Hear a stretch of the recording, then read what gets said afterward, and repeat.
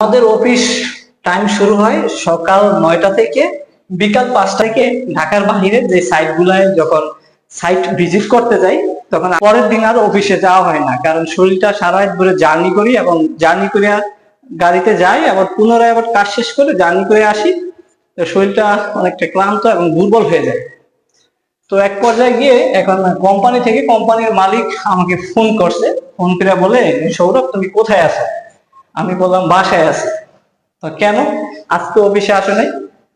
আমার শরীরটা অনেক দুর্বল ক্লান্ত লাগতেছে, এই জন্য আসতে পারি নাই অফিসে। আর বাইরে সাইট ভিজিট করতে গিয়েছিলাম, এই জন্য শরীরটা অনেক ক্লান্ত হয়ে গেছে, এই জন্য আর অফিসে আসতে পারি নাই।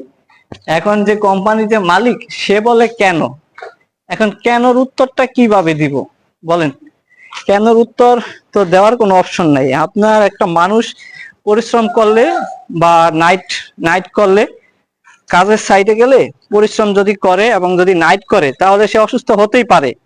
তো এখন কোম্পানির মালিকের কাছে যখন আমি বললাম যে আমার শরীরটা অসুস্থ, এই জন্য আমি আসতে পারি নাই, এখন কোম্পানির মালিক আমাকে বলে কেন কেন অসুস্থ? এই যে কেন অসুস্থ, এই অসুস্থ কেন অসুস্থ বা কি জন্য অসুস্থ হয়েছি, এ আর সুরাহা দিয়েছি। কালকে কাজ লোক লাগবে। এখন পোলাপান বলতেছে, আমি ফোন দিয়ে বললাম যে কালকে তো ওইখানে লোক লাগবে, ইমার্জেন্সি কাজ, লোক লাগবে, তাহলে চলে আসো, কাজ করা লাগবে। বলতেছে অসুস্থ। তাই আমি বললাম ঠিক আছে, তুমি যেহেতু অসুস্থ তাহলে কোম্পানি মালিকের সাথে কথা বলো, কথা বলে ছুটিতে চলে যাও বা ছুটি কাটাও।